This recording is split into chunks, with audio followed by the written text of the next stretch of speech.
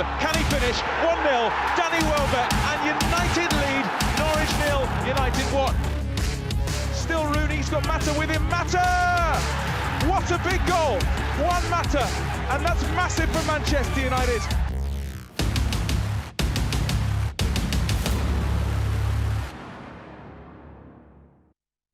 From Belgrade to Norfolk, United getting home at 2 in the morning on Friday after the trip to Serbia, and now on Sunday afternoon another long trip, this time to Norfolk. Norwich against Manchester United, a 4:30 kickoff at Carrow Road. Welcome everybody. You couldn't have had two more different days in Norfolk. Yesterday, rain of biblical proportions. Today, a perfect autumn afternoon for this big game for Manchester United. Ben Thornley is alongside me, and it is quite an arse to play on a Thursday night. Quite a long haul trip to Serbia, and another longish trip here to Norfolk. But Ollie's not one for excuses. No, there's no point in making any. It is what it is. We're in the Europa League and travelling on a Thursday night because we didn't qualify for the Champions League, which is the nature of the beast, unfortunately. And it just so happens that with the away game on Wednesday night and sandwiched in between two away games in the league, that there's a lot of travelling to do, and therefore he obviously has to look at his squad and check that fatigue doesn't come into it. 4 games in 9 days is a lot. Now, coming into this weekend of Premier League action, there have been more goals scored here than any other Premier League ground. That might have changed a little bit after what happened at St Mary's on Friday night. But the last time that Norwich played here, they conceded 5 at home to Aston Villa. Before that, they beat Manchester City. You don't really know what to expect from the home team. No, it was well, let's have it right. It was 3 points that they never thought they were going to get against Manchester City, which is going to be a great boost for them in their quest for survival, especially when you see the position that they're languishing in at the moment. But they have only won 1 game less than Manchester United, and we will be mindful of what they did the last time a Manchester club came here. They are very, very capable, and they gave Liverpool a little bit of a scare, even though the result doesn't suggest so in the end. But they have got some capable players, and United will definitely have to be at the best to take 3 points here this afternoon. It's clearly not Belgrade, but they do get an atmosphere going here. Full house, obviously.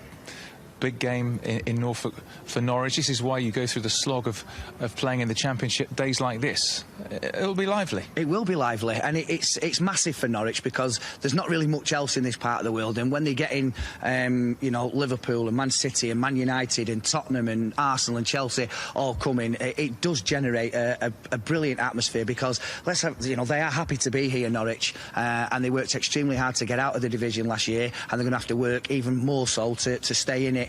And the result against Manchester City will give them hope that they can compete with the teams in the higher echelons of the Premier League. But it's up to Manchester United to make sure that doesn't carry on this afternoon. It's you, as we were building up for this, were regaling us of stories of your great success here, including in a testimonial and other games. You liked playing here, didn't you? I did. I really enjoyed it. Yeah, obviously played a lot of times here with Huddersfield. I also played in Brian Gunn's testimonial and scored twice. So I've got happy memories of this ground, but I'd really love an equally happy memory going away with 3 points this afternoon. That'll make me ecstatic. Not sure if there's any footage we can roll in of those glorious goals in the Brian Gunn testimonial. There you go. So let's hope we score a few goals here today. Certainly Ole Gunnar Solskjær will be hopeful of that after we picked up our first away win of the season on Thursday. Can we get our first away Premier League win since February here today? Well, I spoke to Ole in Belgrade. We did obviously speak about the Norwich game, but we also reacted to that win against Partizan. Well, Ole, sometimes you have to really dig in to win away from home in Europe, and you certainly did tonight. Yeah, we did. Second half, I thought we dug in really well defensive in the box. Defended really well in the box. They played well second half of them, made us defend too deep. I'm not happy with the defending at the front. I think that's been one of our fortes and strengths this season. I thought that was non-existent second half, and that needs sorting out because we don't want to be a team that's just defend inside our box. What about the young lads? Brandon was obviously involved with the goal, and James Garner, of course. I thought Jimmy grew into the game, did really well in the end. Got tired, of course, which is natural. Brandon, man of the match. Absolutely excellent. Fantastic attitude, great defending, great in the air, brave. gets us the penalty by his driving with the ball forward. So we've found a left back there.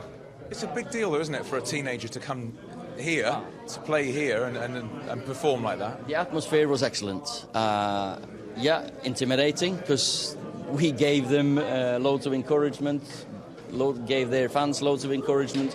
Our players had to step up and sometimes stand on the ball, try to calm the crowd down. We couldn't.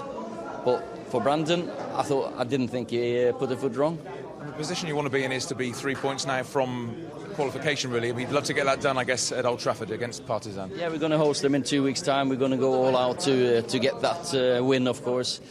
And then the last 2 games, we know that we're through then. It's a great position to be in so far. Haven't conceded a goal. So defensively, we've done really, really well. We need to score more goals. Obviously, a first away win, as you know, since Paris. Is that now something of a weight off people's shoulders or weight off people's minds? Well, I think just to stop that talk about we haven't won, but we want to win in the league. We want to win as soon as we can, get the momentum. Performance against Liverpool was good, result against Partizan was good. We want to carry that on into this game. And Norwich have had some amazing results and also let a few goals. I mean, what do you make of the job that's happened down there? Oh, wow. It's, you know, they beat Newcastle, they beat City, and that shows signs of a quality team. Then again, they've had some difficult results, but they're brave. They've got their philosophy, play their own way. And we know it's going to be tough. It's going to be a difficult game down there. We can't give them time. We have to be on the front foot and really play our best game. You never one for excuses, but how difficult is it when you have to make a long trip back and then make another long trip to Norfolk? Well, that's how it is. That's the best teams in Europe. They do it all the time. I never hear them complain, so we shouldn't complain. So if we are going to get back to the top again, we have to handle these situations with no excuses. It's not Belgrade, but it is lively at Carrow Road when the crowd get into it as well, isn't it? Yeah, let's make sure we try to keep them quieter than we managed against Partizan. So, but I'm looking forward to it. We've gone through. We got through the game in Belgrade with loads of young players, loads of fringe players that needed games, and Anthony, Aaron, Jesse on the way back from injuries and illness. So it was we're looking better and better. So that was Ollie in the tunnel, in the lively tunnel in Belgrade on Thursday night. I think he was frankly relieved that we didn't have to keep going on about the fact that we hadn't won an away game since Paris, because it was. But I think it might have had a psychological impact at some point. The fact that you keep playing these away games and don't pick up the victory, yeah. I think it could be important, that. Yeah, and it's bound to. When you're a club like Manchester United, you don't expect to go so long without picking up an away win. And the last away win that we had was against Paris Saint-Germain, yes, of all teams. But I just get the feeling the result, obviously, on Thursday night, coupled with the way that the lads played against Liverpool last week, that's got to give him some sort of momentum, some sort of confidence going into games like these. United have come unstuck against the teams in the lower reaches, really, of the Premier League, your Southamptons, your Crystal Palaces, and it's time that they put an end to that. And I do get the feeling that if United can actually break the duck of 1 and score 2, I think they'll go and score 4 or 5. I genuinely do. But that is the issue, getting more than 1 goal, which, as you all know, haven't happened since the first day of the season. Just looking at this game, we've actually given up 8 points from winning positions. Now, if you added on 8 points to our total, suddenly things look very different, isn't it? That's the frustrating thing. We could have had plenty more points than we've got. It is, because we've gone in front more times than we've gone behind this season, and it is getting that elusive second goal, which just gives you that cushion, which gives you that that platform to be able to relax and play the football. I think sometimes when it's happened on too many occasions where we have gone in front and we've conceded, it has knocked it a little bit. But if we can go and score 2, it does just give you that platform to say, let's relax, let's play some more football. And once they get a chance to do that, we saw that on the opening day against Chelsea. Sadly, that was too long ago now. We can't keep harping on about that. Chelsea have gone in a different direction to us since then, and it's up to us to put that right as soon as possible, because it's at the stage of the season now where you can't keep losing games. You have to start bridging that gap between where we are now and the teams at the top. We're not that far away from bringing you the Manchester United lineup. In a minute, we're going to hear from Brandon Williams, who would love to be in that, and played very, very well in Belgrade. There is at the start of the season, it would have been a surprise option if you said Brandon Williams is a serious option for Manchester United left back or left wing back. But after what we saw on Thursday, he is, isn't he? He's got to be. He's absolutely got to be. I mean, he was the instigator for the penalty that Anthony Martial coolly dispatched. But overall, to come into a game like that, to make your full senior debut in a very, very hostile environment in Belgrade, it has to be said. I thought the lad was absolutely excellent. I've watched him in the under-23s. He's an aggressive character, which I like, but he's also got the ability to play on both sides and to set things up and get to the byline, which is exactly how he won the penalty the other night. It's been a bit awkward for us, that position, because obviously Luke's been injured for 2 months now. Ashley's 34 and does a great job for Manchester United, but time waits for no man. It's a massive opportunity for Brandon Williams, it really is, and if he continues to perform the way that he did the other night, and should he go back to the 23s, which inevitably at some stage he will, if he continues to play the way that he has done for since the start of the season, since I've been watching him, then he shouldn't have any worries whatsoever, and neither should the manager about including him in his starting 11. Well, he won the match-winning penalty on Thursday night, and afterwards I had a chat with him. Well, now a chance for a break. Mata spreads it to Williams. Williams with a driving run, goes down, giving it, penalty.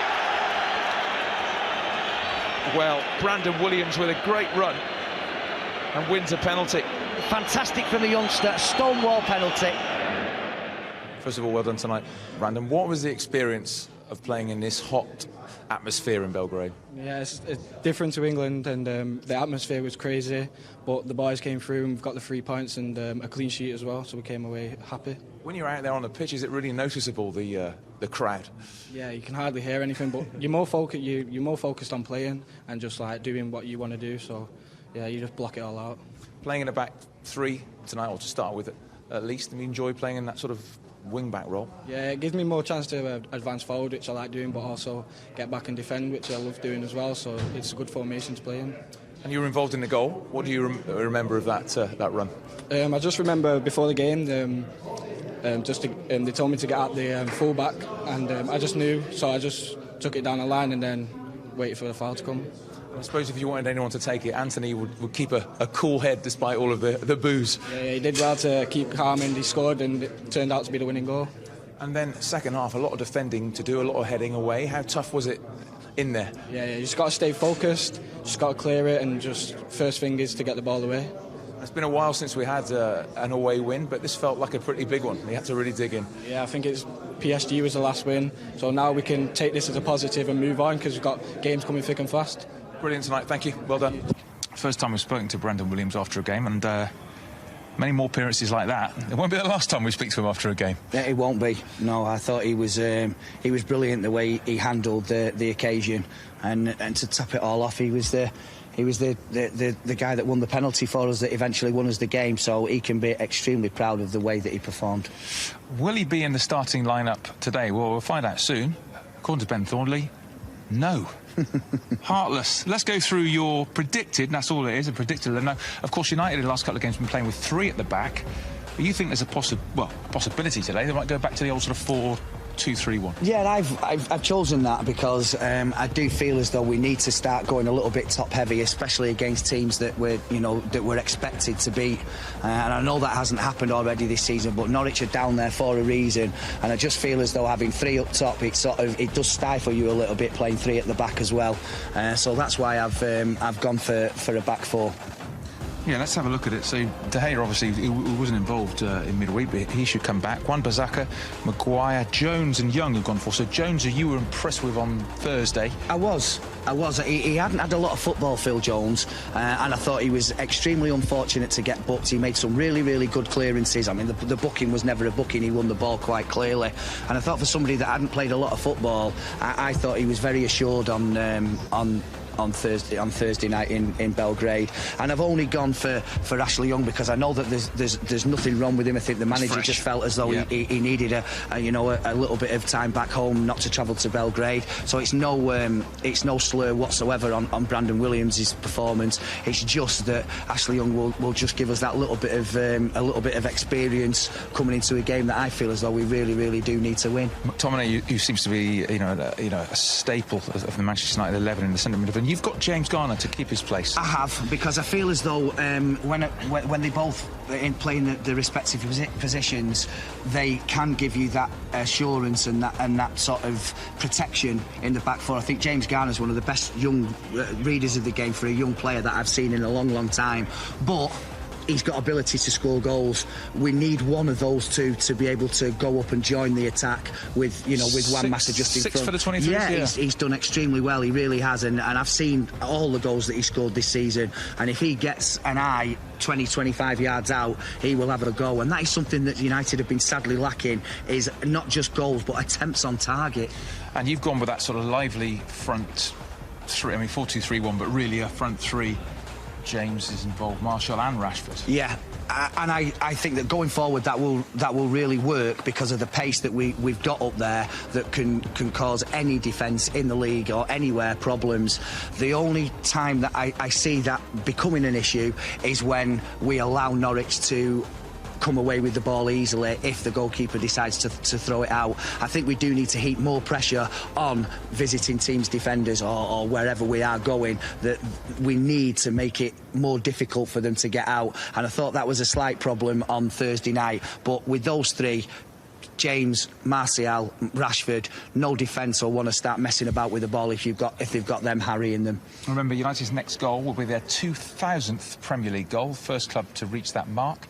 And if it is Marcus Rashford, he's looking for his 50th for the club. It will be great to break both records. Brilliant. Yeah, in a season where things have not been going so well, it's great to have positives to think about. Let's get our first win. Let's go and score more than one goal. Hopefully Marcus Rashford will score his 50th and be the first club to reach 2,000. It's got positives written all over it this afternoon. Yeah, I'm looking forward to it. Let's hope we can get more than one goal. Now, what a job Daniel Farke has done here at Carrow Road. It's been 2 years he's been in charge. He won the Championship and now has taken them into the Premier League. This is his pre-match press conference. And obviously this weekend, Sunday, Manchester United. Is there an extra buzz around the place for such a big opponent coming to Carrow Road? Yes, it's always a great day for a club and for Norwich City when you're allowed to play against still one of the best teams in the world and one of the biggest and best clubs in the world, and it's an unbelievable big name in world football and former champions in all competitions, and we know it's a huge task for them, for us, and for that, of course, an exciting day for everyone who's involved at Norwich City and at Carrow Road, and for that, a game we're looking forward to. We are respectful, definitely, and we know it's a huge task, but that's why we start to play football. We want to have these games, and for that, we're looking forward to have them. But you've 2 wins and 2 losses at home this season, and one of those wins was against their Manchester rivals, so maybe a tough game for United on Sunday as well. Yeah, hopefully for each and every opponent it's tough to play against us, so that's always the claim. So we want no opponent of us say after the game, oh, it was an easy game. So of course we are not naive. We know that perhaps they are not in the position in the league where they want to be at the moment. That's for sure. But listen, when you work for such a big and great club like Manchester United, and they were used to winning not only games, but they're used to winning titles in each and every competition. It's always a claim of the club to win titles in what competition they are. Sometimes you have a bit like a transition period, but this period just lasts a few weeks or perhaps sometimes a few months and not longer. When I think about their squad, you can start with a goalkeeper, De Gea, world-class goalkeeper, rested by the way for this game in the Europa League.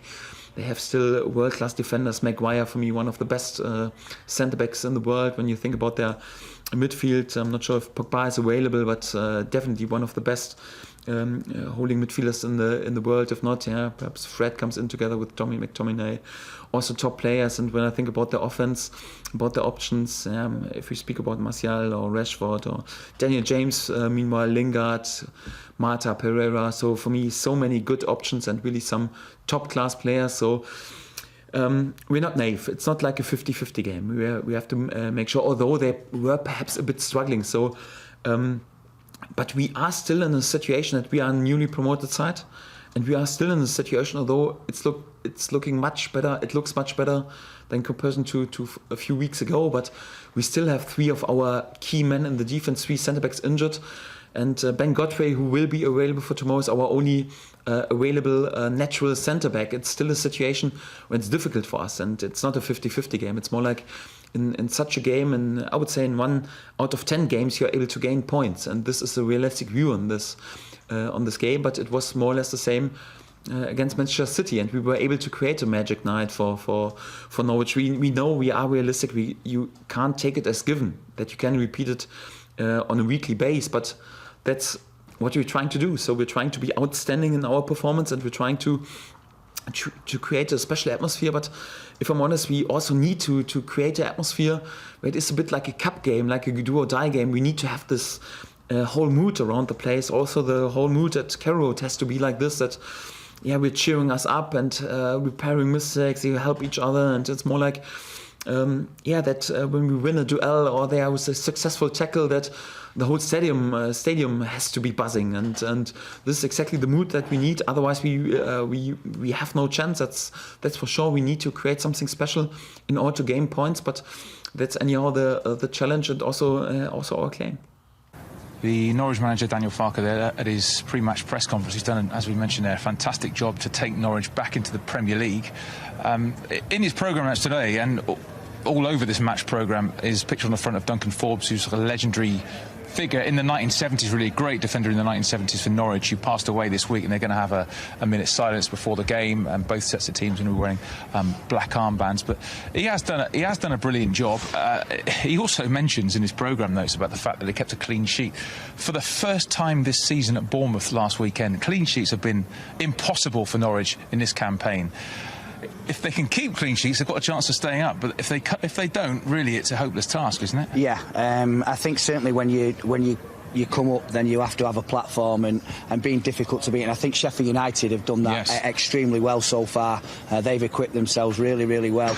But they have got a clean sheet on the road for the first. And Bournemouth's not an easy place to go. It's, we'll find that out next weekend, won't we? Yeah, they've got some very, very good players, and they play football the right way. So to keep Bournemouth at bay with some of the forward-going players that they've got, they've done really, really well. And now they have to transfer that and try not to concede goals at home. But obviously, we don't want that to start this afternoon. Their 2 victories in the Premier League have both come here at Carrow Road, against City, as we know, and against Newcastle as well, where Teemu Pukki scored a hat-trick, an absolute cult hero here at Carrow Road. Somebody, if you look at his record at Celtic or at Schalke, was really nothing to write home about. He was unbelievable for Norwich in the Championship, and he's had a flying start to life in the Premier League as well. Yeah. What a story, isn't it? Yeah, brilliant. I mean, like you said, he did absolutely nothing at Celtic whatsoever, and he's come here on a free transfer. He's scored, nearly 30 goals, I think, last season.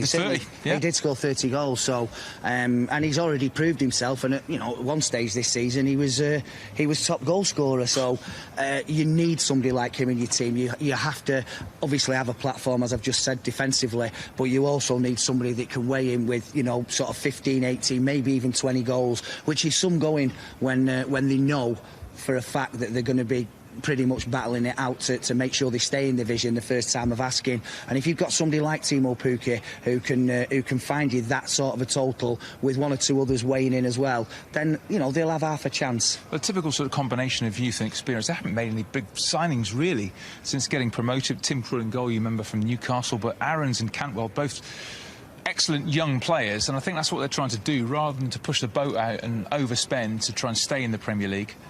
They're pretty happy with a squad that was so brilliant in the Championship last year. Yeah, like you already mentioned, Aarons, Lewis as well, Jamal Lewis, Cantwell. And you know, when you've got the likes of Alex Tettey, who amazingly is still in the ranks here, and we've seen him, you know, blast them in from 25, 30 yards before now, and he's obviously kept himself extremely fit because he's been here a long time. He will add that experience, so it's really good what Daniel Farke is trying to build here, and obviously trying to make Norwich, as other teams before him, an established side in the Premier League, but that might take a little bit of time yet. 2016, last time United were here, 1-0 late in the season. Wan-Bissaka getting the goal. And we have scored some cracking goals here throughout the sort of Premier League era in the times that Norwich have been in the Premier League. Let's have a look at all of United's strikes in the Premier League era we've seen here at Carrow Road.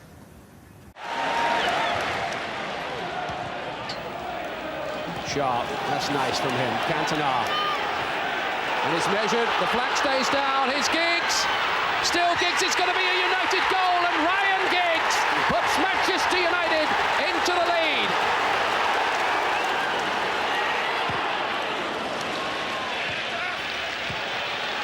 Ince does well. Giggs, Leclerc, lovely movement from United, and Kanchelskis here is one-on-one. He's got Cantona square, he goes alone, and he scores! Andrei Kanchelskis with a remarkable goal for Manchester United, really has put them into the box seat now. Look at Ince here, they've gone through again, men in support as well, and here is Cantona, and that's 3! You can't believe this! Owen takes the corner. Keane.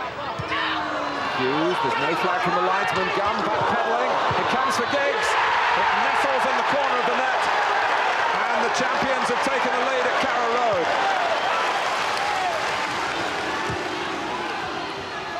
Hughes for Robson.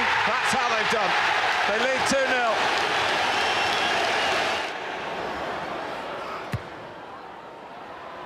Doesn't reach Bruce this time, used from away as far as Ince. That'll do. It's taken them a little bit longer tonight, but Manchester United are in front inside of 3 minutes.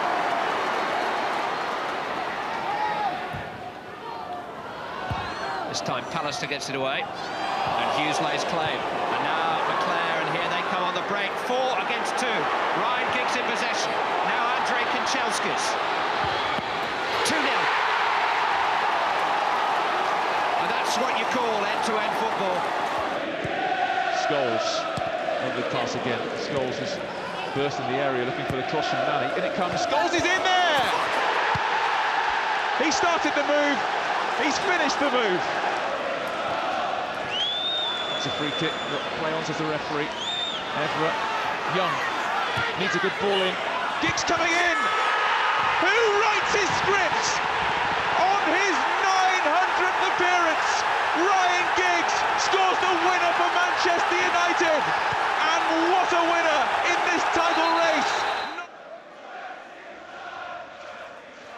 Chicharito and here's Welbeck. Just had too much to do there, but it falls for Chicharito. Back to Welbeck, around the keeper. Can he finish? 1-0, Danny Welbeck. What an impact from the half-time substitutes. Keep it low, keep it low. Rooney's onto this. Wayne Rooney could do with a bit of help. Can he finish off Norwich? Rooney. Still Rooney. He's got Mata with him. Mata! What a big goal. Wan-Bissaka. Call if you like. Just down here in the interview area off the tunnel at Carrow Road, we've got the team news, and if you think back to the Liverpool game, just the one change, Marcus Rocco dropping out, in comes Anthony Martial, his first start in the league since August after injury, and it looks like a return to 4 at the back after a couple of games with 3 at the back. It looks like a 4-2-3-1, we think. Let's have a look at the lineup then. David De Gea, of course, returns in goal. Back 4 of Wan-Bissaka, Lindelof, Maguire and Young, who's the captain. The 2 in front of them, McTominay and Fred. Now, we expect Pereira to play a little bit further ahead, almost in the 10 role. The wide players, James and Rashford, with Anthony Martial through the middle, as he started the season playing through the middle. It's quite a movable feast, those front 3 or 4, but we think it'll be a 4-2-3-1 for starters. The bench is Romero, Mata, Lingard, Rocco, Greenwood, James Garner and Brandon Williams, who was so excellent, of course, in midweek in the Europa League. Norwich are unchanged, the same team that got the first clean sheet of the season at Bournemouth last week, going for a 4-1-4-1. experience of Krull in goal, back four of Aarons, Amadou, Godfrey and Lewis. Tetty, who scored the winner at Old Trafford when the sides met in the 15-16 season. And then the four ahead of him, Buendia on the right, Leitner, McLean and Cantwell, very, very promising play. And Pookie, of course, the main man through the middle for Norwich. He scored a hat-trick here against Newcastle, scored against City as well. So Norwich 4-1, 4-1 unchanged. United 7 changes from Partizan, but just 1 change from Liverpool. Rocco dropping out, Martial coming in. It looks like a change of system, but obviously all will be properly revealed at 4:30. OK, from the interview position here at Carrow Road, back to Old Trafford, Jim and the team. So that is our venue this afternoon, Carrow Road. That hasn't changed too much over the years. Either a tight little ground, 27,000 will be there, and Norwich looking to create a cup-tie atmosphere for our visit this afternoon. Kick-off in just about an hour's time. Hello there, welcome to you all. Welcome to MUTV headquarters at Old Trafford. So here we are searching for a second away win in 3 days. You know, you've got to wind the clocks all the way back to February for our last away win in the Premier League at Crystal Palace. Let's hope all that changes today. The boys are with me, Wes Brown and Danny Webber. Guys, and we've heard the team there first of all, and I think that's probably the most important thing for us to kick off the afternoon with. Wes, let's come to you with it. Would appear that the three at the back has been ditched today and we're going with a flat back four. What are your thoughts on that? Yeah, I like it. I think the back five was probably needed for the last 2 games. But I think Ollie's going for a more probably attacking approach now. We've got Martial back, which I think can help change the formation a little bit. You know, the front line looks strong, quick, and hopefully, you know, the defence can keep it tight there. It's going to be a tough game, a game we need to win. You know, if we can set out with the same mentality, the same attitude as the Partizan game, I'm sure we'll be good. Obviously Pereira there, he'll be looking to probably link the play to the forwards, but we have good pace in the team as well. And Danny, creating chances is something that has not been happening very often as in recent games. Do you feel that's a lineup that might just unlock a few locks at Norwich, because their defence is pretty horrendous, isn't it? It is, yeah, and I'd like to think so. I mean, with Martial, Rashford and James as a front three, you know, we saw that pre-season, that, let's say, trio developing, and they started the season really brightly. With Martial being out, it sort of hindered us a little bit, but it gives Rashford that little bit of that partnership to play with, and James always spinning in behind. But Pereira, for me, has got a big role to play. He's playing in the 10 position, and he's got to, you know, come up with the assists and add a few goals to his sort of performances. Just a word from you before we have a look at Norwich about number 17 there, Fred. We're going to hear from him before kick-off, and I know he felt that the new system really helped him, having a bit more security behind him and allowing him to attack. He might have to wear that defensive cap a bit today, mightn't he? I think he's going to have to do both. I think you've got McTominay who predominantly sit, and then you've got Pereira who predominantly be an attacker. And Fred's the sort of Herrera from last season, where you've got to get forward and get back. So that system will suit him, but he's another one who needs to add results to the end of it, to his game, sort of a few more goals and create a few more chances, because you know, he's got enough time now. He's in a bit of a rhythm. Let's take a look at Norwich City, and they have kept an unchanged team after keeping a clean sheet and getting their first point on the road at Bournemouth. But to me, they've sort of come up. They've only spent about £1 million, I think, haven't they? And they've almost won us the Championship. We'll see if we can make it work in the Premier League. So far, Wes, it hasn't been working that well. No, I mean, they had a good run with Pookie, scoring, you know, many goals at the beginning, but they've come to a sort of standing point now where, you know, they've not created a lot, they've not scored a lot, and they've been letting goals in. So, you know, today they're going to want to play tight. You know, they won't want to give anything silly away, and they'll be depending on, obviously, people like Cantwell and Pookie to maybe pull some out of the back room. Guys, you've both played at Carrow Road many times. I would think it hasn't changed that much over the years, has it? It can be a bit of a Norfolk bear pit, can't it? That's exactly it. It's hostile. Whenever you go there, you know, it's the fans are right on top of you. They always fill the stadium, and you've got to turn the game in your favour pretty early on by winning the early challenges and winning the battle. Otherwise, it can become a little bit overpowering.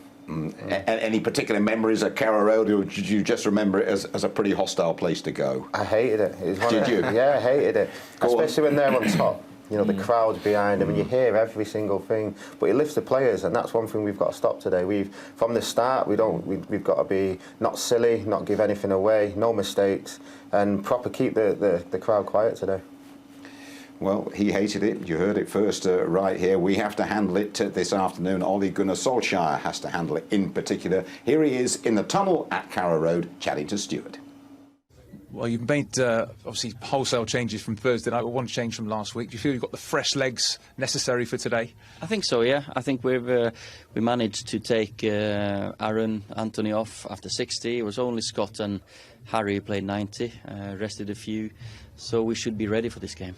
And you've got Anthony starting, and Marcus and Dan James as well. So we've seen plenty of them early on in the season. Are you hoping to see something similar from the way they started the campaign? Of course, I thought Anthony looked really sharp when he started the season. From day one in pre-season, the injury, of course, set him back. But we need to give him minutes, need to give him the chance to grow his confidence and his performances again.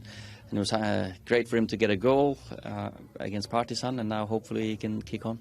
And it's been a good week, the performance against Liverpool and the win in Belgrade. How important is it to continue that momentum with a positive result today? We definitely need to get some consistency, kick on, get points, because we've got to look upwards on the table. Hopefully we'll continue. Liverpool was a big performance boost. Partizan was a great result, and today hopefully we can kick on again. Thanks a lot. Cheers. Yeah, thank you very much indeed, Ollie. A good result today would push us right up the table. And just a word about the youngsters who did so well in Belgrade on Thursday and find themselves out of the starting lineup again. You've both been in that position. Part of the education, or should they have been given another chance? No, part of the education. You know, they all did well. Ollie would have been watching, would have been proud of him. You know, it's brilliant for the young lads. I mean, you can, at this time, I mean, getting into the team, showing the boss what you can do. The boss will always keep that on his mind when it comes to buying players as well. You know, if they can produce, do well, then Ollie will have to think a few things. But I think they did really well. They'd be a little bit upset, but at the same time, they all did well the other night. Well, I guess Brandon Williams might be a little bit upset. I mean, Ollie said he's my man of the match. He made us the winning goal, but a couple of days later, you don't make the starting lineup. No, and traditionally that's the way of Man United. You know, you don't get the opportunity to get carried away with yourself. But he was outstanding against Partizan. You know, for an 18-year-old, you know, right-footed left back, he's committed. He had the composure. And at no point did he ever look out of place. But he's been like that throughout the 18s and 23s. He plays the same way no matter when you see him. He's tenacious. A little bit of a throwback, and doesn't mind a tackle either. Yeah, Wes, no fear. Brave as the lion, got us the win in Belgrade. Yeah, I love it. As you can see here, I mean, even all the highlights, he does excellent. You can see he's focused. He wants to play. He wants to win. And this is the sort of competition I was talking about a little bit earlier. Obviously, Shaw and Young will probably be in front of him, but this is the headache the young players want to give to Ollie. And it does show, doesn't it, that there is a real competition building for places here now, and that the youngsters have shown they're ready to pick it up. Yeah, I think it's a unique situation with the club being in transition, having got rid of a few players in the summer, first-team players who you would normally, you know, be starters. It's given the youngsters an opportunity to come in, show what they can do, before Ollie has an opportunity to buy any more players. And then, as Wes said quite clearly, that'll be in his thinking that, oh, Brandon Williams has come in and done well. It might alter the way we recruit in that position. Mason Greenwood's another one on the bench today. I think playing for the under-19s on Friday. He scored in the 6th minute against Stoke City. Another one who says, here I am, give me a chance. Yeah, I think Mason, probably out of all of them, is the one that's probably done the best, in the sense that when he's had his chances, especially pre-season, he's done excellent. At this level, as you can see, he scores all the time. I think he's obviously a little bit too good for this level now, and he needs to sort of get into that first-team Premier League and getting consistent games. But he's a young lad, and Ollie will know that, and he'll look after him. Got James Garner too, who's got a remarkable record of success in just about every team he's played in, and played for a very composed game, didn't he, in a pretty hostile atmosphere in Serbia on Thursday. He did, and to make your first start for the first team away in Belgrade in those circumstances, you've got to have a little bit about you. And he did. He kept it simple when he needed to. I thought he grew into the game.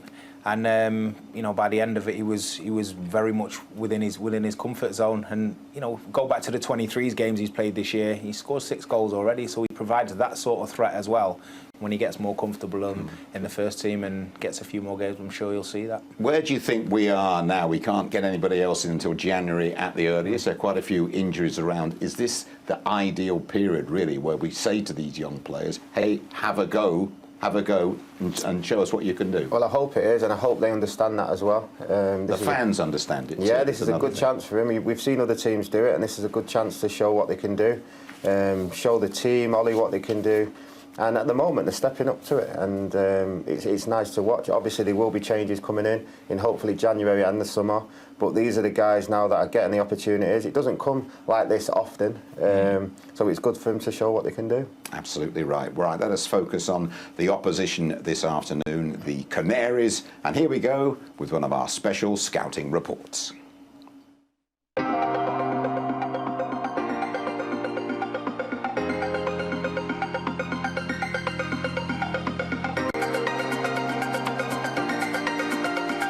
Welcome to another Scout Report, as we focus on Sunday's opposition Norwich City in the 4:30 p.m. Premier League fixture. Since their impressive 3-2 victory over Manchester City in mid-September, the Canaries' form has dipped considerably. In their last 4 games, they've suffered 3 defeats, including a 5-goal demolition by Aston Villa at Carrow Road and a 0-0 draw away to Bournemouth last weekend, the first time Norwich have kept a clean sheet all season. Given this form, it'll come as no surprise that the Canaries find themselves in the relegation zone and are amongst the favourites to drop back down into the Championship. During the inaugural season of the Premier League in 1992-93, Norwich were very much amongst the title contenders, before faltering in the final few weeks to eventually finish 3rd. Since then, they provided much less of a threat, and out of the 16 meetings in the Premier League era, the Reds come out firmly on top when it comes to the head-to-head stats, with 12 victories, a draw and 3 defeats against their East Anglian counterparts. It's a long trip for our travelling Reds, and back in 2012 they were rewarded with this late winner from Ryan Giggs on his 900th appearance for the club. Everett Young needs a good ball in. Giggs coming in! Who writes his script on his 900th appearance? Ryan Giggs scores the winner for Manchester United, and what a winner in this title race. Norwich 1, United 2. It's another former Dortmund manager in the opposition dugout this weekend, from Jurgen Klopp last Sunday to Daniel Farke, who took charge of the German side's reserve team for 2 seasons. Farke is amongst the Premier League's youngest managers at just 42 years old, and became head coach of Norwich in May 2017. In just his 2nd season in charge of the club, the German led them to a Championship title and promotion back into the Premier League. He's been speaking to the media this week. Yes, it's always a great day for a club and for Norwich City when you're allowed to play against still one of the best teams in the world and one of the biggest and best clubs in the world, and it's an unbelievable big name in world football and former champions in all competitions, and we know it's a huge task for them, for us, and for that, of course, an exciting day for everyone who's involved at Norwich City and at Carrow Road, and for that, a game we're looking forward to. We are respectful, definitely, and we know it's a huge task, but that's why we start to play football. We want to have these games, and for that, we're looking forward to have them.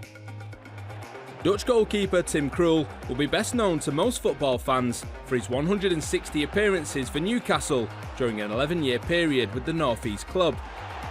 Since then, Krul has spent time on loan at Carlisle, Falkirk and back in his home country with Ajax and RZ. The Dutchman made a return to the Premier League in 2017, signing for Brighton on a season-long loan before joining Norwich in a permanent deal last summer.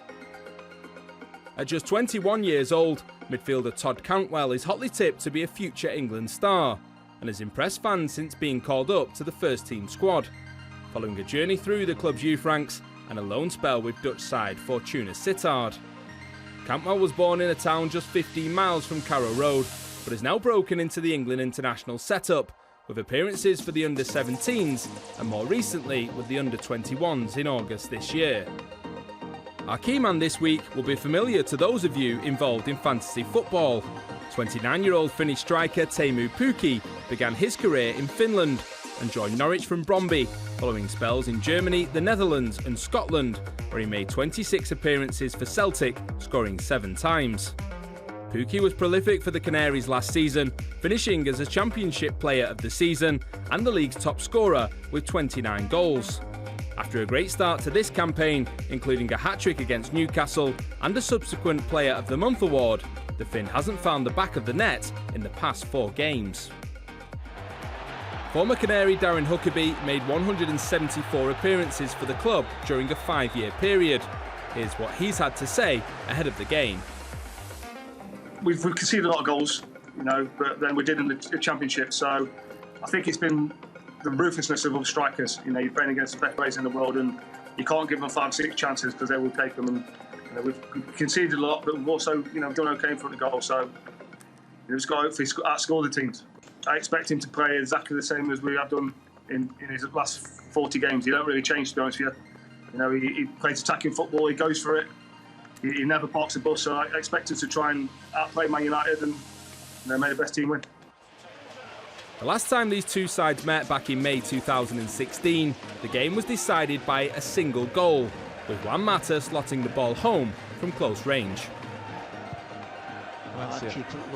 Oh, Rooney's onto this. Wayne Rooney could do with a bit of help. Can he finish off Norwich? Rooney. Still Rooney. He's got Mata with him. Mata! What a big goal! Wan-Bissaka, call if you like, set up by the captain, and that's massive for Manchester United. Norwich 0, United 1.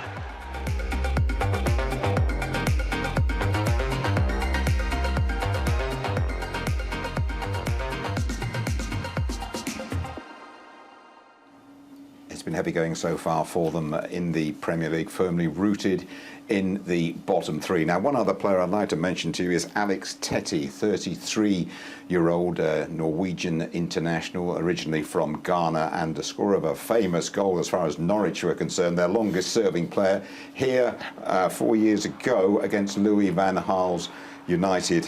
The winner, that was 2-1 win here in 2015. And it sums up Norwich a little bit, Danny, that Alex Tettey, who is contracted to the end of the season, will be lining up in midfield. He's had 5 different managers at Norwich, and they've been a bit of a yo-yo team, haven't they? Yeah, they have. You say 5 different managers. The turnover of players has been huge, and they often will go to the Championship, have a fantastic season, get themselves back up, start off like a house on fire like they have done this year, and then they level out a little bit. But one thing for sure is the big games, they always seem to turn up. So, they beat City earlier in the season. So today won't be a walkover by any stretch, even though the form would say different. I know they did beat City, but they've had 1 point from a possible 12 since then. They've sort of fallen off the cliff, really, since that remarkable victory over Manchester City. And it seems to me that there's a sort of, I can understand they're not wanting to break the bank. But when you look at Villa and look at Sheffield United, they've had a little go. And they're all, as you can see by that, the last 5 results, beaten 5-1 at home by the Villa. And the highlight, the goalless draw at Bournemouth. They're sort of running in glue at the moment, aren't they? Yeah, they are. But, I mean, as you see, they beat Man City, and it seems like, obviously, when they play the bigger teams, it's just natural to step up and play probably a little bit better. And they'll be looking to do the same again today. They'll be thinking, United are 3 points in front of us. We can beat these today, and we're at home. We've got the crowd behind us. We've not won now for a while. We need to start somewhere, and this is the game they'll be thinking it. So, for us, on our sake, we've just got to keep the right attitude and commitment, really. And we've got to keep them down there, not give them any boost in any way. Not let them get playing. Get the rhythm going in sense and keep them down there. Obviously, like I said, be very tight at the beginning. We don't want to give him any help early on. But it's going to be a tough game for both. I mean, both teams need to win this game. You can understand them beating the drum a bit and trying to make it a cup final for Norwich City, can't you? Especially bearing in mind where they are in the Premier League. 100%. That happens anywhere when United roll into town, let alone you're in the Premier League. You know, you're drawing on the fact you've beaten City, form's not gone so well, let's throw the form book out the window. But yeah, it's going to be a cup final for them. Yeah, I should talk to you about Pukki as well, who was the top scorer in the Championship when they won it last season. Started off the house on fire, has not scored since he scored against City, and his lack of goals resulted in lack of points. He equals their points a lot of the time. he does, you know, if he doesn't score... There's no I in team, there might be in Norwich. Yeah, exactly. But I think it's similar in the Championship last season. You know, he came up with a lot of goals, as you say, and he was the difference. So if you can keep Pukki quiet, then you nullify a lot of what Norwich are about. You know this as a centre-half, when someone comes up, initially the defenders might not know too much about him. Half a dozen games in, perhaps some of your defensive colleagues, have started to suss him out a bit, perhaps. Yeah, maybe, and I think it's always good to do your homework when you play teams like this, and a player you don't necessarily know week in, week out. You have to know what he's good at, and you know, nowadays I think that's normal, and the lads will get all that information through the week. Yeah. Okay, well, we've been talking about the young players knocking on the door of the first team, and one we haven't mentioned so far is Tahith Chong. He's had a couple of appearances in the Premier League against Leicester and Newcastle, 20 next month, and he's going to get chances in the next couple of weeks. That is absolutely for sure. And Tahith Chong, the possessor of a wonderful left foot.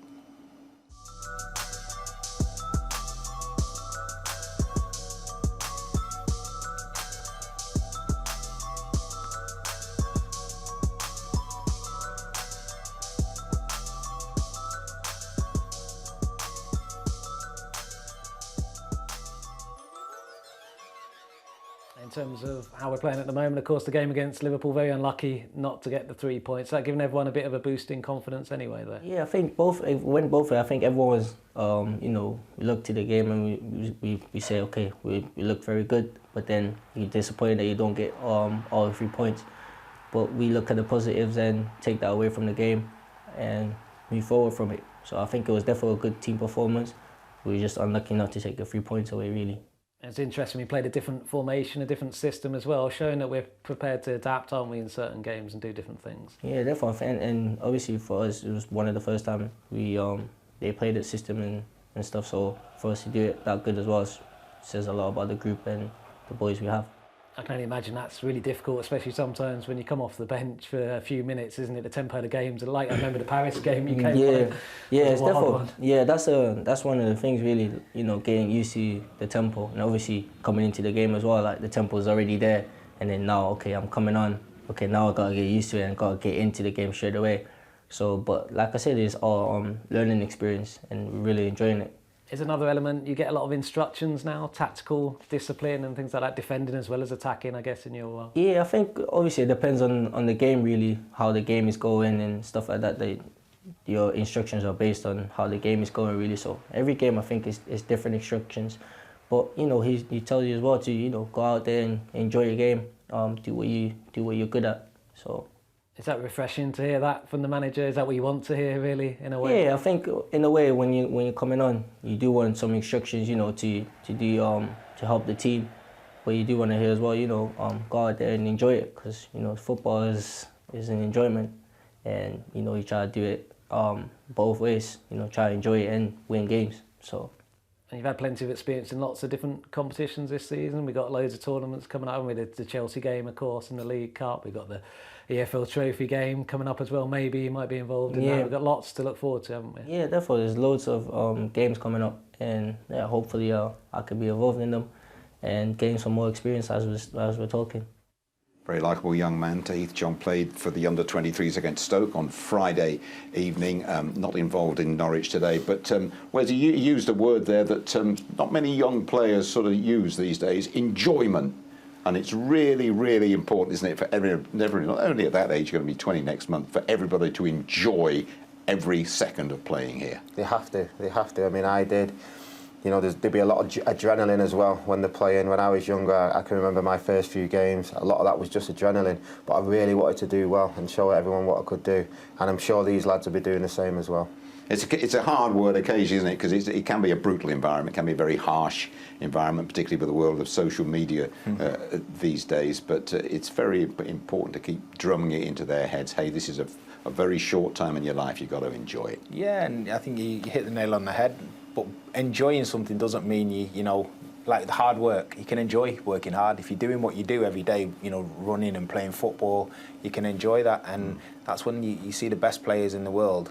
They look like they're enjoying themselves. It resonates with the fans, and you know, definitely attacking players. You get you on the edge of the seat when they're enjoying what they do. And some of the performances Tahith's had in the 23s, he does get you on the edge of your seat. And it's great him saying that Ole Gunnar Solskjær puts an arm around him when he sends him on. His last words are inevitably, go out and express and enjoy yourself. Yeah, something the manager, Sir Alex, used to say to myself, and I remember when I went out on my debut and had games, and you take that in. I mean, that's the last thing he says to you as you go out on the pitch, so you think about it, and at the same time it relaxes you as well, and you just go out and play your game.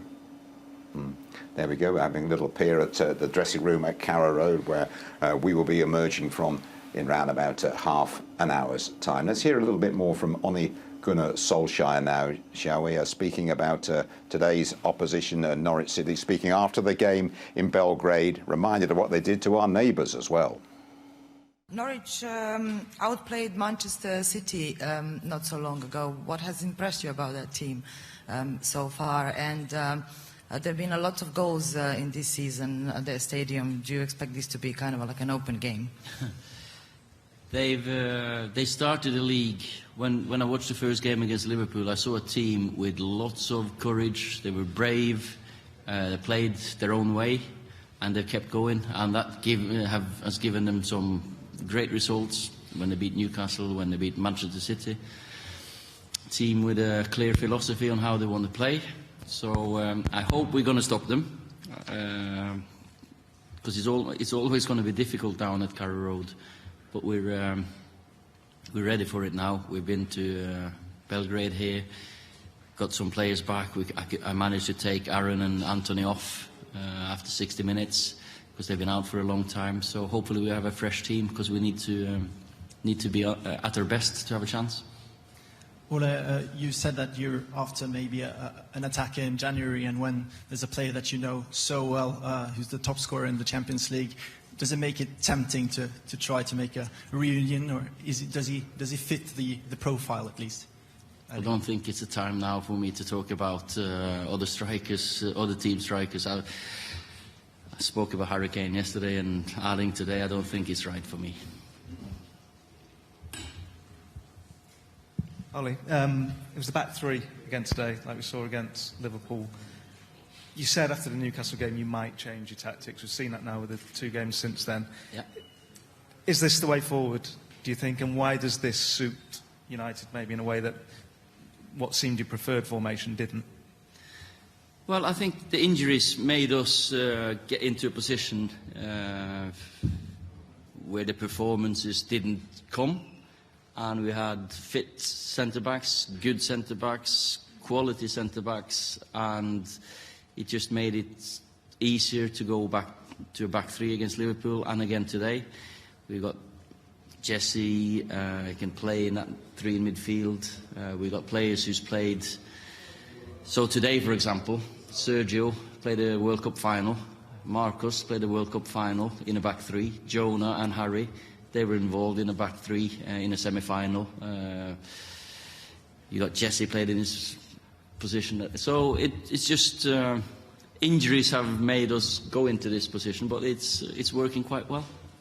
Would you accept also that maybe you do just lack a bit of creativity in midfield, because you don't create many clear-cut chances? Well, we've not created as many as we like. We have not scored as many as we like. But now Anthony's back, got a goal today. I'm sure we'll see us improve as a team with Anthony in the team, because he does give us something different.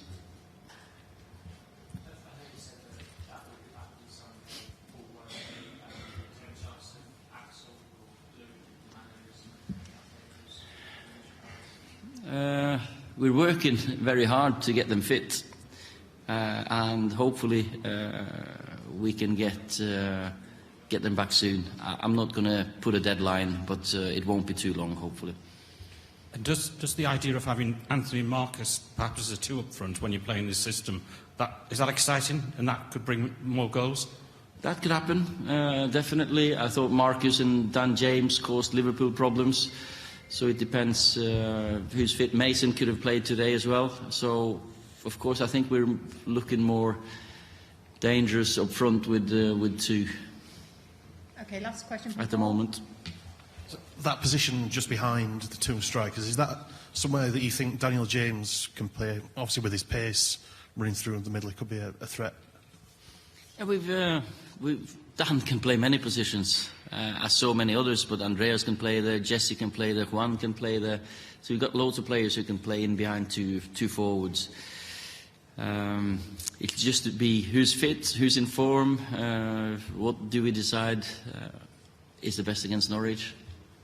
That was the boss speaking in Belgrade a couple of days ago, and if you're just joining us, welcome to Matchday. These are the decisions that Ole Gunnar Solskjær has made regarding the team. Guys, Wes Brown, you go first of all. Your thoughts on the starting lineup at Carrow Road? Yeah, I like it. You know, I like the fact that Martial's fit now. You know, I think it takes a little bit of pressure off Rashford. And I don't mean that in a bad way, but, you know, he has had a lot to deal with in the sense that, you know, we've not been scoring many, but we've only had one centre-forward fit. So it's good that Martial's back and Rashford will be on one of the wings. You know, I'm sure they'll be swapping as the game goes on. And I just think it can give him a little bit more freedom now to play his own game. You know, he's pacey, he likes to run at players, he can get onto through balls, and I think he's just a little bit more comfortable there at the minute. Danny, back to the hardened pros. Yeah, back to business as usual. I think most of those lads played against Liverpool last weekend and put in a good performance. I think the fight that they showed. I mean, I look at Pereira. I think he started the game last week, and before the game, I said he needed to show more creativity and that kind of thing. But what he did show was a lot of fight. You know, he upset the Liverpool back line. He left a little bit on a few people, which, you know, you can say is fair or not, but you need to do it. And there was a lot of fight, and that team, you know, I would say if it starts the way it started against Liverpool, we'll do well. A word about Marcus Rashford. Ole Gunnar Solskjær said the game against Liverpool was his best for him. He's still a young man, only going to be 22 on Halloween. But is he finding his mojo again, do you think, a little bit? I think he is, yeah. And like I said, I think it helps now that Martial's back as well. It takes a little bit of the pressure off him because, you know, there was a period where people were expecting him to be the one to be scoring every week. And maybe it did get to him a little bit, but like you said, he's a young kid. We know what he can do. He's pacey. He's a threat to any defender, just like Daniel James is and Martial. But I'm sure today he's gonna show what he's got. Like you said, he's got a little bit of his mojo back, and you know, hopefully he keeps smiling through the game. But he'll what a show it can continue, and what to do it this week as well. One or two crazy suggestions from TV studios about who might be coming here. But what does that do to a player like Marcus Rashford when he sees and hears, oh, you know, people perhaps throwing them out fancifully that we're going to have to get someone else in apart from him? I think knowing him, he's just remain focused. You know, he doesn't care about speculation or anybody that might come in or anybody that does come in. You know, he focuses on the job that he's got at hand.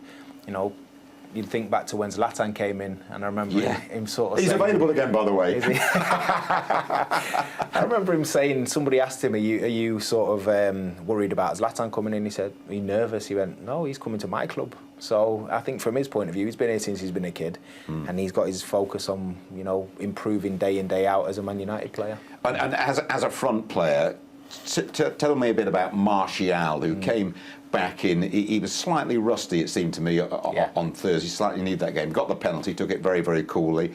How far do you think he is short of his peak right now? Well, I think if you're basing it on the Partizan display, you know, he was far off, but that's to be expected. He's been out for a period of time after a strong pre-season and starting the season well.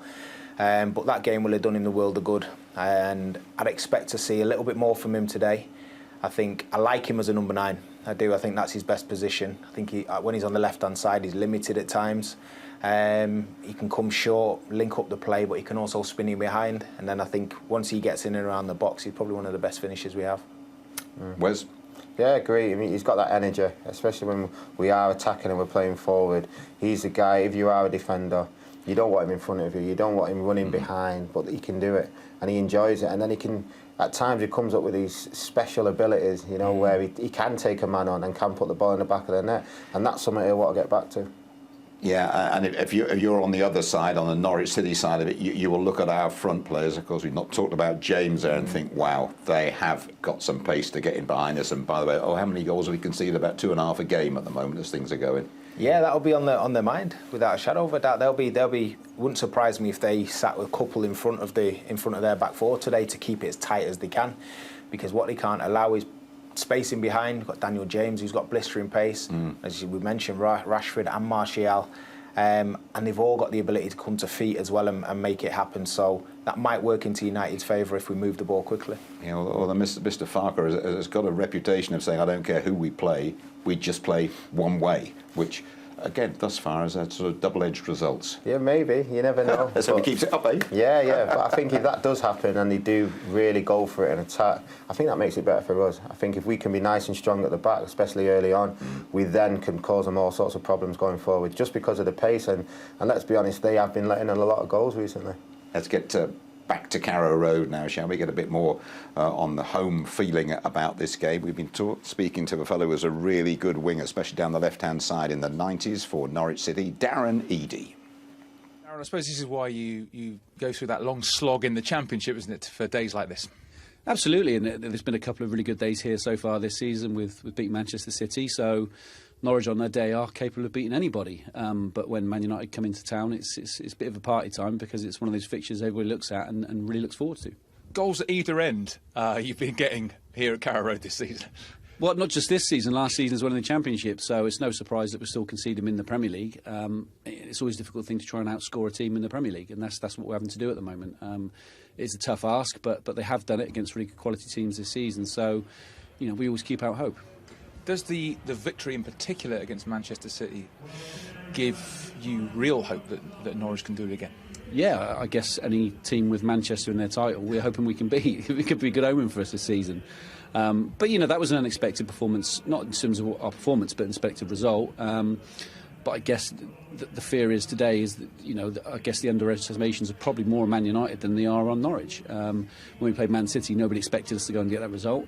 Whereas I think probably today, people are thinking this could be somewhere where Norwich could pick up some points, which seems unthinkable, talking about the old Manchester United. When you were playing, particularly the sort of 90s version of Manchester United, it may be slightly different in terms of your expectations. Yeah, at their best. I was saying beforehand, there was two places we used to go to, Manchester United and Arsenal, where we thought, well, we can get any points today. Let's try and keep the score down. And standing in the tunnel against sort of Cantona and Beckham and Giggs and Scholes, and it just, the names you can just reel off one after another. Schmeichel. It was just an awesome team, awesome squad they had back in the 90s.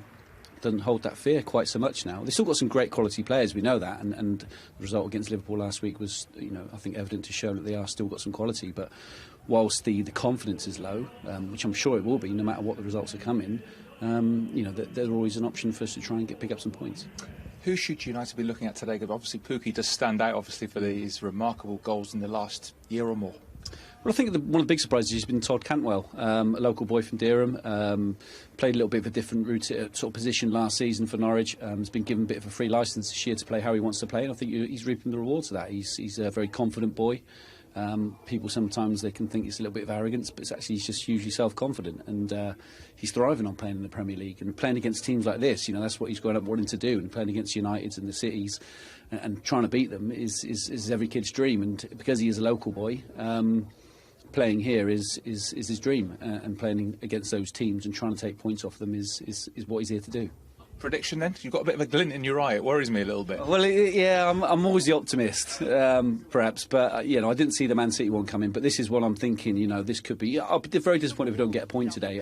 That's something I think Norwich have got to maintain, is to be able to keep picking up points along the way.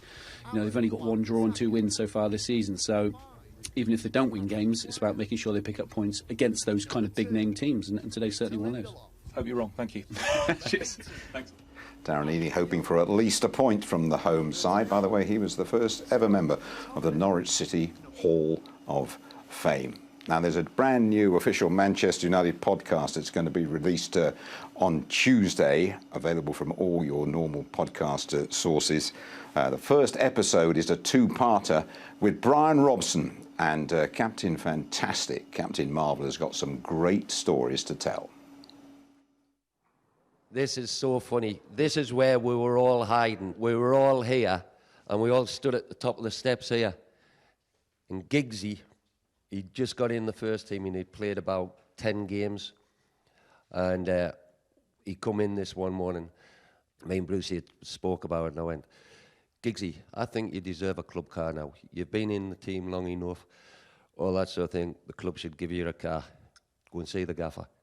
Do you think so, Robert? Do you think so? And I'm going, yeah. And so anyway, Giggsy gets changed and everything, gets his gear on, comes up these steps, goes into the gaffer's office. Well, us, Incy and Brucey and all them schmikes, we're all like this. And the next minute you hear, get out of my office! And Giggsy comes out. He's going, you that's quality. That's brilliant. Just round to the left here, this was the gaffer's office with its own little ensuite. Nice. There's a real smell in here, isn't there? Oh my goodness. He's got a bath. Was this always the setup? Was the desk always here?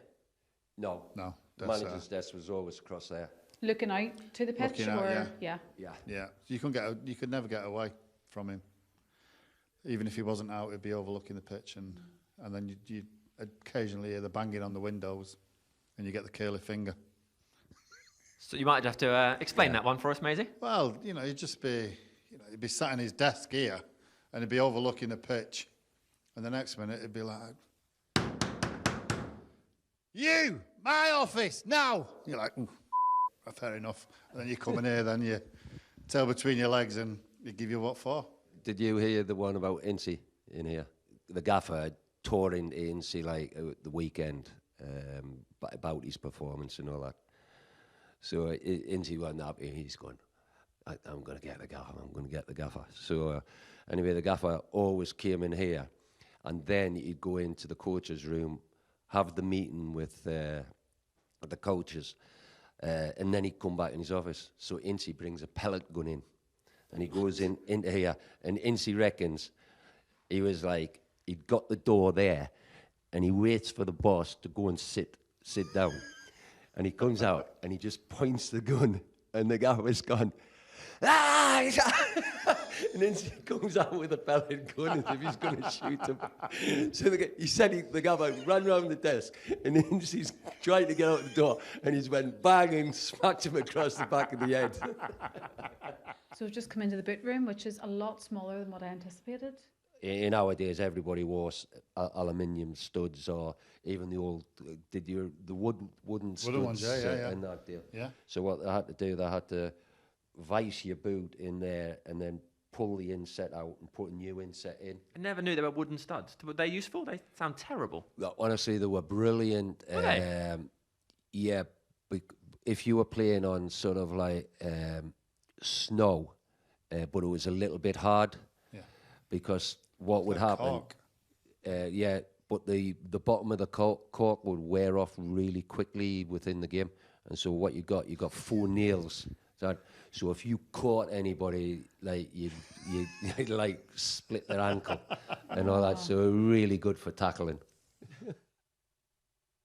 And new official Manchester United podcast started off by that double-header with Brian Robson, and we will feature Jesse Lingard, Dimitar Berbatov, Lou Macari, Darren Fletcher, and many, many more. We're going to hear from Fred in just a few moments as well. But guys, looking at that, and you were watching that little bit of video going through, and you're both sort of nodding as though you accepted that 1 or 2 things happened to you guys in that particular building as well. First of all, it's just exactly the same, which is crazy.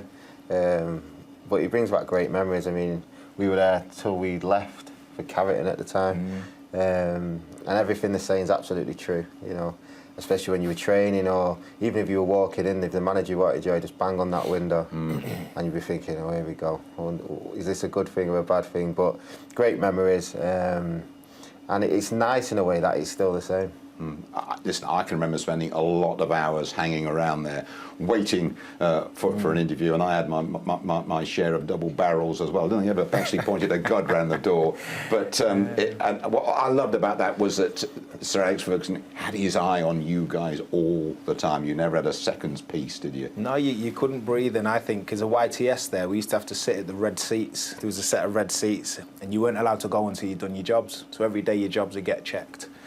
And then once in a while, the boss would come down and come up with something where you hadn't done your jobs right. And so I remember we'd go to the gym and took four of us to pick up this big machine, and he'd wipe the floor with it and say, look, there's dust on it, you've not done your jobs properly. We couldn't have picked it up. Like, it was impossible to pick up. But it's just a standards thing. He always used to set the standard really high, and he'd expect you to do your jobs properly. And yeah, he was brilliant. But it does so nostalgic just watching that. It was good, and it'd be a great podcast as well. How hard, or would it be totally impossible to have that sort of control to manage in that way now? I don't think you can. First of all, I don't think they're allowed to do jobs anymore, for one, whether it's health and safety or child protection. But it does take a little bit away from it. I mean, we all used to clean boots. Yeah, I cleaned yours. You cleaned mine, yeah. Any good or not? He was all right, yeah. He was all right. We all had, I don't know, whether it was cleaning the gym, making the drinks in the morning, you know, cleaning maybe the canteen or the physio room, the boot room. Pumping the balls up to the right weight. Making sure everything's right. So, you know, listen, that it was your trade, that's what you had to do. Everyone went through it. It made you respect things. And then we went from there, really. Do you think, just finally on this topic, it's a better world now for a young pro, or do you old gnarled pros look back at that and say, in my day, you know, we had it a lot tougher and we benefited more from it? No, I think it's about balance. I think there are a lot of things that were instilled in us then that we didn't like, that made us uncomfortable, that made us stronger going forward, I think.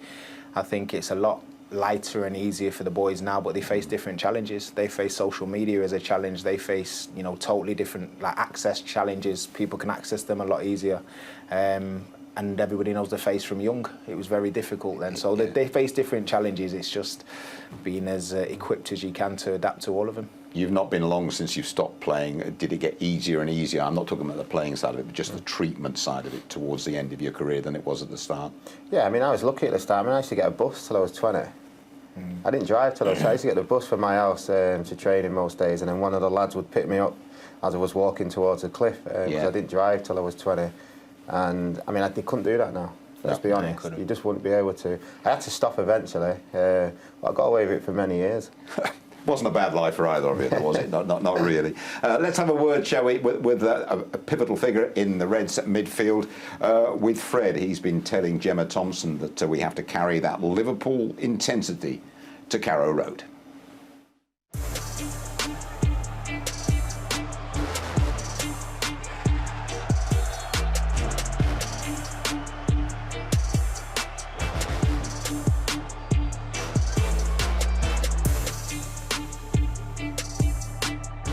What are the main positives that we now take into the next Premier League game against Norwich from that match? Eu creio que, como eu falei, taticamente jogamos muito bem, temos que tirar proveito disso.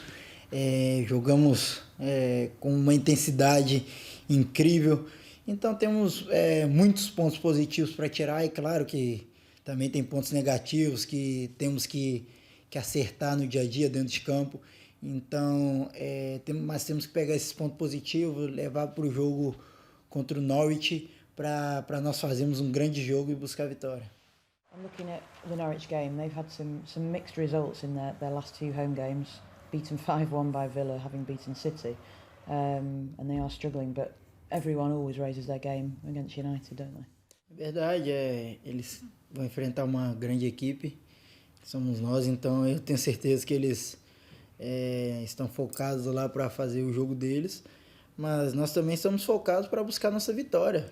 Sabemos como vai ser difícil, mas precisamos desses pontos, então tenho certeza que vamos fazer nosso melhor, vamos buscar a vitória e queremos muito sair vitorioso desse jogo.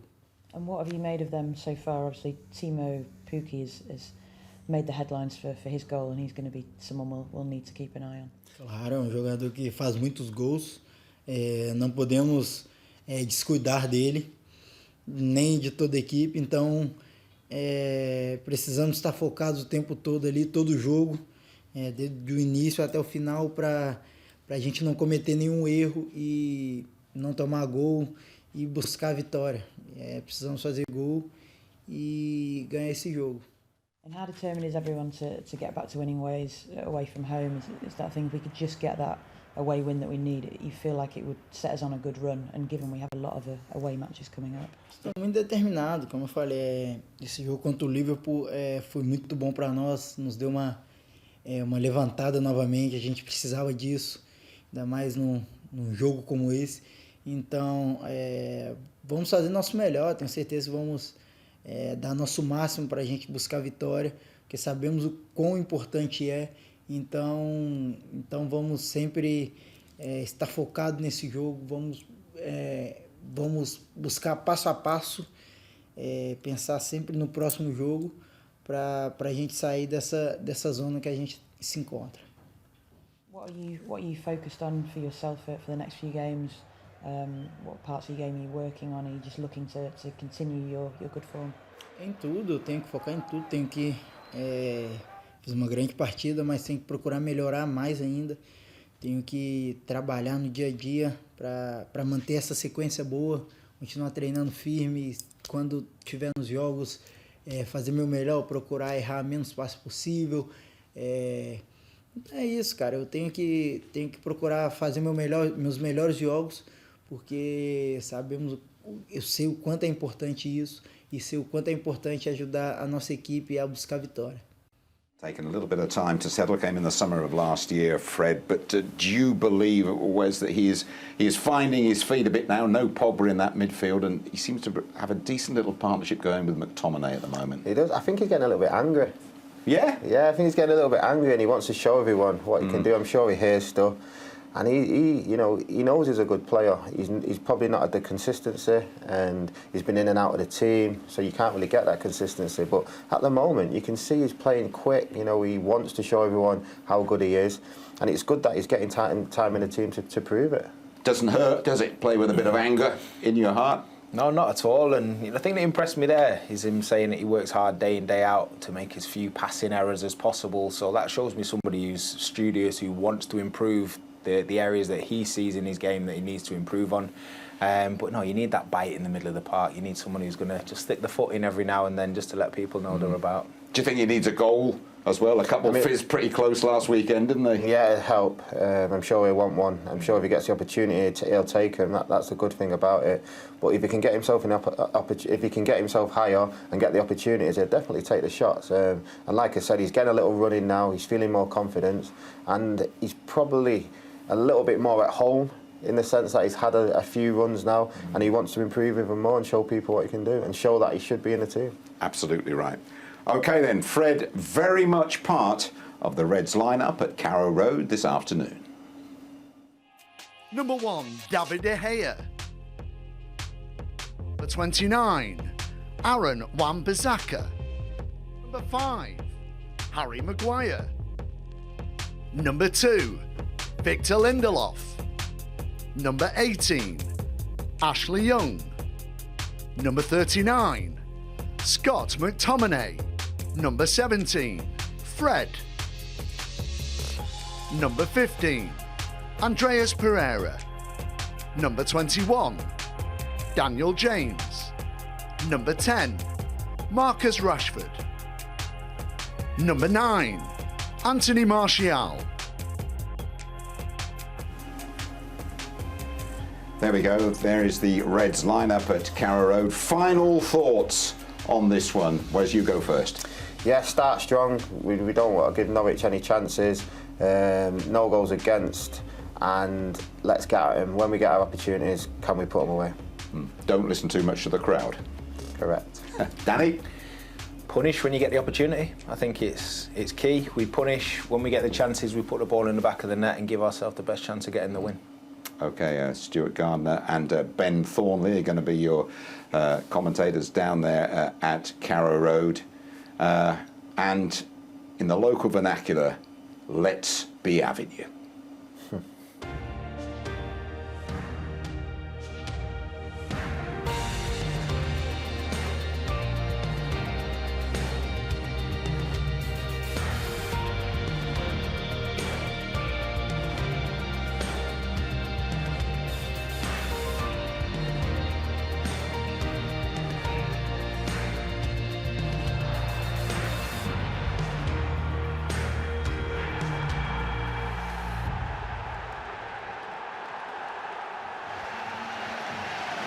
Well, the clocks have gone back. Now's the time for United to go forward. Never easy after a late return on a Thursday night after Europa League action, but with United kicking off in 15th, well, we are approaching must-win territory. We are, Stuart. Yeah, we are. The teams are moving further and further away, but I think we just still have got that little window where you win a couple of games back to back, even before the international break, and we can move up into, well, depending on other results, the top 6. It's crazy. Just a reminder, just one change from the Liverpool game. Morocco dropping out, Martial starting, fit enough to start, and looks like a change of formation, back to 4 at the back. Norwich unchanged, their first clean sheet of the season at Bournemouth. Remember, United's next goal, their 2000th in the Premier League. Let's hope they get it. Before kick-off, there will be a moment of silence here after the Norwich City legend Duncan Forbes passed away this week at the age of 78. And that'll just be coming up before kick-off here at a packed Carrow Road. We are going to join our radio commentary team to guide you through the first 45 minutes of Norwich City against Manchester United. Sammy Mack is with Chris Parrott. Thank you. United's long wait for an away win ended in Belgrade on Thursday. Now they go in search of 3 Premier League points on the road for the first time since February. A crisp autumn evening in Norfolk. The clocks have gone back. Winter's closing in. How United would love to warm the hearts of their supporters with victory here at Carrow Road. Norwich start the day second bottom, but they're only 3 points behind United in the table. Terrific noise in Carrow Road. They sense the chance of an upset. A very tough test awaits. Ole Gunnar Solskjær and Daniel Farke, the 2 coaches, have shaken hands. Norwich have beaten Manchester City here already this campaign, but they've barely picked up a point since then. Timo Pukki, though, stands in the middle of the pitch, rubbing his hands. He's been looking forward to this evening, I am sure. Now, both sets of players are around the centre circle because before kick-off here, we're going to have a minute's silence after a Norwich great, Duncan Forbes, passed away earlier this week, aged 78. Delia Smith and the Norwich board are on the pitch as well. It will be an emotional Carrow Road in a moment, which will pause in remembrance of Duncan Forbes, one of Norwich's greatest ever players and a regular here at Carrow Road until very recently. The players are linked arms in arms, the current Norwich team, and they're about to honour a Norwich City great.